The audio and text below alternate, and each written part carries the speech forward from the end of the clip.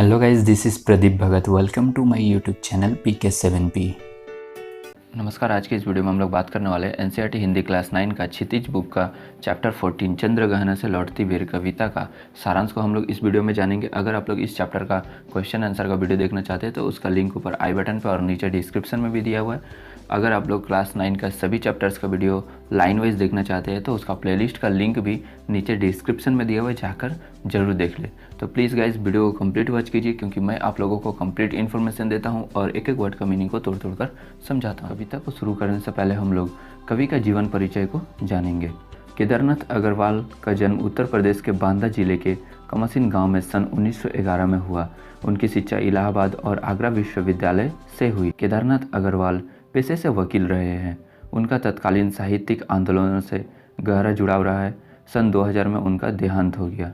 नींद के बदल, युग की गंगा, फूल नहीं रंग बोलते, आग का आईना, पंख और पतवार, हे मेरी तुम, मार प्यार की थापे और कहे केदार खरी खरी उनकी प्रमुख काव्य कृतियाँ हैं। उन्हें सोवियत लैंड नेहरू पुरस्कार, साहित्य अकादमी पुरस्कार से सम्मानित किया गया है। केदारनाथ अग्रवाल प्रगतिवादी धारा के प्रमुख कवि माने जाते हैं। यानी केदारनाथ अग्रवाल जी शुरू में उन्होंने क्या किया था, आगरा विश्वविद्यालय से LLB का करके वकालत शुरू कर दिए थे। बचपन से इनका रुचि काव्य रचना में थी और बाद में प्रगतिवादी आंदोलन से जुड़ गए थे। हरिऔध और रसाल जैसे साहित्यकारों से उनका संपर्क रहा। केदारनाथ अग्रवाल प्रगतिवादी धारा के प्रमुख कवि माने जाते। जन सामान्य का संघर्ष और प्रकृति सौंदर्य उनकी कविताओं का मुख्य प्रतिपाद्य है। उनके यहाँ प्रकृति का यथार्थवादी रूप व्यक्त हुआ है, जिसमें शब्दों का सौंदर्य है, ध्वनियों की धारा है और है स्थापत्य की कला। संगीतात्मकता उनके काव्य की एक अन्यतम विशेषता है। बुंदेलखंडी समाज का दैनिक दिन जीवन अपने खुलेपन और उमंग के साथ उनके काव्य में अभिव्यक्त हुआ है। केदार कविता की भाषा को लोक भाषा के निकट लाते हैं और ग्रामीण जीवन से जुड़े बिंबों को आत्मीयता के साथ प्रस्तुत करते हैं। यानी जो उनका भाषा शैली थी, कवि के काव्य का भाषा आम आदमी के जीवन की भाषा है और इसमें शब्दों का सौंदर्य, ध्वनियों की धारा और स्थापत्य की कला है। वे ग्रामीण जीवन से जुड़े बिंबों की आत्मीयता के साथ प्रस्तुत करते हैं। मतलब ग्राम का जो दृश्य था उनको अपने मन से प्रस्तुत करते थे। वे हृदय की बात को कलात्मक और मनोरम शब्दों में व्यक्त करने में दक्ष है। इनकी रचनाएं मुक्त छंद शैली में है, यानी इनका रचनाओं को हम लोग छंद कहते हैं। अब देखिए कविता परिचय। प्रस्तुत कविता में कवि का प्रकृति के प्रति गहन अनुराग व्यक्त हुआ है। वह चंद्रग्रहण नामक स्थान से लौट रहा है। लौटते हुए उसके किसान मन को खेत खलिहान एवं उनका प्राकृतिक परिवेश सहज आकर्षित कर लेता है। इस कविता में कवि की उस सृजनात्मक कल्पना की अभिव्यक्ति है जो साधारण चीज़ों में भी असाधारण सौंदर्य देखती है और उस सौंदर्य को शहरी विकास की तीव्र गति के बीच भी अपनी संवेदना में सुरक्षित रखना चाहती है। यहाँ प्रकृति और संस्कृति की एकता व्यक्त हुई है। यानी इस चैप्टर में हम लोग क्या जानेंगे कि प्रकृति के गोद में वह शांति की अनुभूति करता है और उसी चीज़ को इस कविता के माध्यम से उन्होंने दिखाए हैं। कवि एक बार चंद्रग्रहण नामक स्थान से लौटते समय किसान मन के खेतों के सहज सौंदर्य पर आकर्षित हो उठता है। कवि को साधारण सी चीज़ों में भी सौंदर्य के दर्शन होते हैं। वह पोखर की हलचल, दूर तक फैली चित्रकूट की पहाड़ियाँ, उन पर उगे वृक्षों पर बैठे पक्षी, उनके कलरव को शहरी विकास की तीव्र गति से बचाए रखना चाहता है। और हाँ गाइस, आगे बढ़ने से पहले जरा इस वीडियो को लाइक कीजिए, चैनल को सब्सक्राइब कीजिए और नोटिफिकेशन बेल को ऑन कर लीजिए ताकि आगे आने वाली वीडियोस का भी लुत्फ उठाते रहें। देखिए चंद्रग्रहण से लौटती वेर। देख आया हूँ चंद्रग्रहण, देखता हूँ दृश्य अब मैं, मेड़ पर इस खेत की बैठा अकेला, एक बीते के बराबर। यह हरा ठिगना चना, बांधे मुरैठा शीश पर, छोटे गुलाबी फूल का सज कर खड़ा है। मेड़ का मतलब जो खेत के बीच आने जाने का रास्ता होता है, यानी एक खेत दूसरे खेत को जो डिवाइड करता है उसे हम लोग मेड़ कहते हैं। जैसे कि ये जो पोर्शन हो गया या ये जो पोर्शन हो गया, इसे हम लोग मेड़ कहते हैं।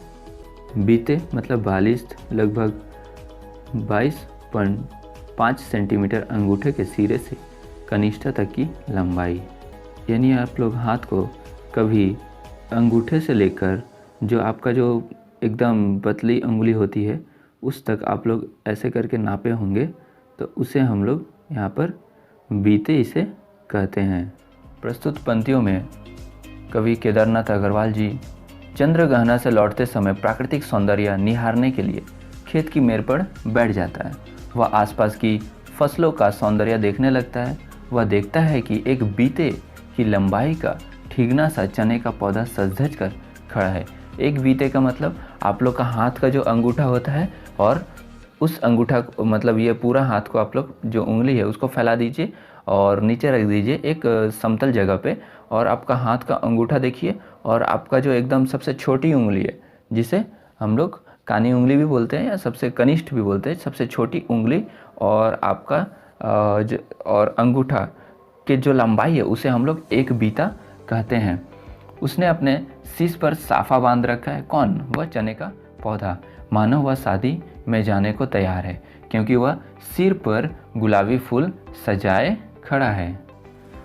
अब देखिए यहाँ पर जो एक बीते के बराबर जो लाइन है इसमें अनुप्रास अलंकार आता है, और एक है यहाँ पर छोटे गुलाबी फूल का सजकर खड़ा है, यह मानवीकरण अलंकार है। पास ही मिलकर उगी है, बीच में अलसी हठीली, देह की पतली कमर की है लचीली, नील फूले फूल को सिर पर चढ़ाकर कह रही है, जो छुए यह दो हृदय का दान उसको। अलसी मतलब एक तिलहनी पौधा जिसे हम लोग तीसी भी कहते हैं। हठीली यानी जिद्दी, लचीली यानी लचकदार, नील यानी नीले रंग। चने के पास ही अलसी उग आई है, यानी एक तीसी का पौधा उग आई है।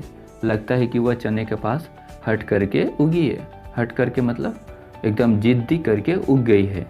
पतला शरीर है उसका, लचकदार कमर वाली अलसी सिर पर नीले फूल धारण किए हुए।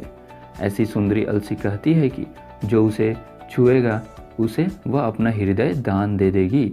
अर्थात कवि उसको प्रेमातुर नायिका के रूप में प्रस्तुत कर रहे हैं। पर अलसी के लिए हटेली, देह की पतली, कमर की लचीली आदि विशेषण का प्रयोग किया गया है। नील फूले में फूल में अनुप्रास अलंकार है, तथा ध्रुव हृदय का दान उसको में मानवीकरण अलंकार है। सरसों की न पूछो हो गई सबसे सयानी, हाथ पीले कर लिए है ब्याह मंडप में पधारी। फाग गाता मास फागुन आ गया है आज जैसे, देखता हूँ मैं सोमवार हो रहा है, प्रकृति का अनुराग अंचल हिल रहा है। इस विजन में दूर व्यापारिक नगर से प्रेम की प्रिय भूमि उपजाऊ अधिक है। सयानी मतलब बड़ी, युवा, चतुर, चालाक। हाथ पीले कर लिए यानी विवाह के लिए हल्दी लगाकर, जिसे हम लोग बोलते हैं हाथ पीला करना, यानी विवाह के लिए हल्दी लगाना। पधारी यानी आई हुई। फाग मतलब फागुन माह में गाया जाने वाला गीत। अनुराग मतलब प्रेम। विजन यानी सुनसान। प्रस्तुत पंक्तियों के माध्यम से कवि केदारनाथ अग्रवाल जी सरसों के सौंदर्य के बारे में कहते हैं कि उसकी बात तो पूछो ही मत, वह सबसे सयानी युवा हो गई है, ब्याह के मंडप में जाने को आतुर, उसके हाथों का पीला कर रखा है। ऐसे में लगता है कि फाग गाता हुआ फागुन भी आ पहुंचा है। यह सब देखकर ऐसा लगता है जैसे किसी का स्वयंवर हो रहा है। इस शांतिपूर्ण क्षेत्र में प्रकृति का प्रेमपूर्ण आंचल हिल रहा है। यह सब देखकर ऐसा लगता है जैसे कि सभी प्रसन्नचित्त दिखाई दे रहे हैं। कवि को लगता है कि शहरों की अपेक्षा गांव की जमीन प्यार के मामले में अधिक उपजाऊ है। यहाँ मनुष्य को मनुष्य, पेड़ पौधों भी प्यार करते हैं। यहाँ प्रकृति का एक एक अंग से सराबोर दिख रहा है। फाग गाता मास फागुन में कवि ने मानवीकरण अलंकार का इस्तेमाल किया है। और एक है ब्याह मंडल में पधारी में भी मानवीकरण अलंकार का इस्तेमाल किए है कवि ने। और पैरों के तले है एक पोखर, उठ रही इसमें लहरिया, नीले तल में जो उगी है घास भूरी, ले रही वह भी लहरिया। एक चांदी का बड़ा सा गोल खंभा, आँख को है चमकाता, है कई पत्थर किनारे पी रहे चुपचाप पानी, प्यास जाने कब बुझेगी। यहाँ पे पोखर का मतलब तालाब होता है। लहरिया यानी लहरें। तल यानी जो पोखर का जो पेंदी होता है उसे हम लोग तल कहते हैं, यानी सबसे निचला हिस्सा। हम काता यानी चुंदियाना। प्रस्तुत पंक्तियों में कवि केदारनाथ अग्रवाल जी जिस स्थान पर बैठे हैं वहीं पास में एक तालाब है जिसमें हवा के चलने से लहरें उठ रही है। तालाब की नीली तली में भूरी घासें उगाई है। लहरों के साथ वे भी लहर रही है। उस पानी में सूर्य की परछाई आँखों को चुंधिया रही है। यानी जब देखिएगा आप लोग किसी तालाब में या नदी में जब सूर्य का रोशनी पड़ता है तो वो तालाब का पानी चमकने लगता है। वही चांदी के बड़े गोल खंभे सा दिख रहा है। तालाब के किनारे कई पत्थर चुपचाप पानी पीते हुए दिख रहे हैं। कवि सोचते हैं कि इन पत्थरों की प्यास पता नहीं कब बुझेगी, क्योंकि वे लंबे समय से पानी पी रहे हैं। काव्य में कवि ने तत्सम शब्दयुक्त देशज शब्द का प्रयोग बिल्कुल आसान तरीके से किए हैं। चुप खड़ा बगुला डुबाए टांग में जल, देखते ही मीन चंचल, ध्यान निद्रा त्यागता है। यहाँ पे मीन का मतलब मछली होता है। ध्यान निद्रा का अर्थ ध्यान रूपी नींद होता है। त्यागता है यानी त्यागना यानी छोड़ना।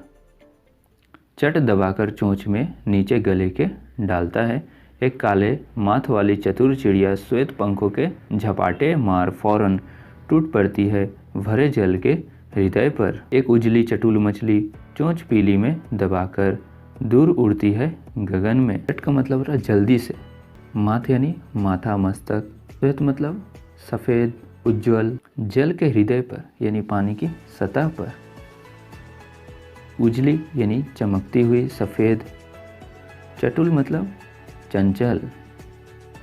गगन मतलब आसमान।